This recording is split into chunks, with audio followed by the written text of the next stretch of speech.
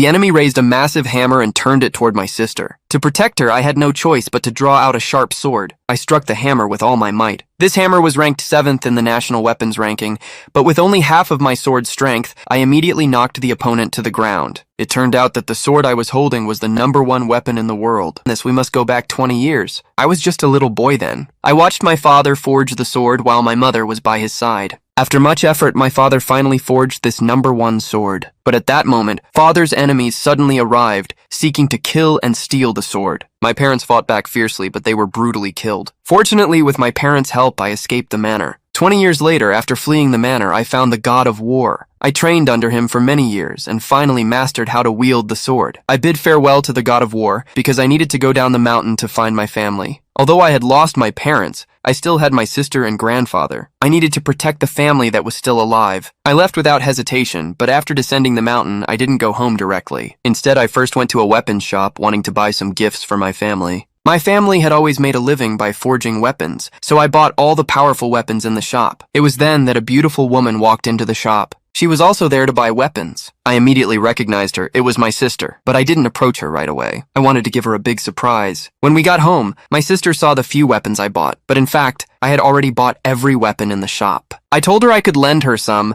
but she had to take me to the weapon competition. The weapon competition was an internal family contest to test the quality of the weapons. If a weapon ranked first, its owner would receive a generous reward. My sister had come to buy weapons for this very competition. She was eager to win, so she agreed to my request. Meanwhile, back at home, grandfather was preparing for the competition. Suddenly, a group of thugs broke into our house. Their leader, Smith, had always been an enemy of my family. Today, they were there to cause trouble. Grandfather, not one to be intimidated, immediately stepped forward with his apprentice to stop Smith. But since my father's death, our family's situation had worsened, and we no longer had the strength to defeat Smith's family. Smith casually grabbed a weapon and threw it, mocking grandfather for forging nothing but trash. Grandfather couldn't beat Smith, so he asked him what he wanted. Smith finally revealed his purpose. He wanted to steal all of grandfather's weapons and wealth. Grandfather refused decisively, angrily accusing Smith of trying to steal weapons and take lives. But Smith just laughed, mocking grandfather. Weapons are meant to conquer the world, not to protect a family. At that moment, my sister and I returned home. We looked around and immediately understood the situation. My sister quickly stabilized the situation. She had brought many powerful weapons home, confident that she could drive Smith and his men out with a surprise attack. But Smith wasn't afraid at all, and arrogantly mocked the weapons my sister brought as scrap metal. Then Smith ordered his men to bring out the weapons he had brought. Everyone was shocked to see there was not only a sword ranked 10th in the weapon rankings, but also a hammer ranked 7th. Smith proudly declared, "If your weapons can defeat mine, I'll leave your house immediately." My sister accepted Smith's challenge.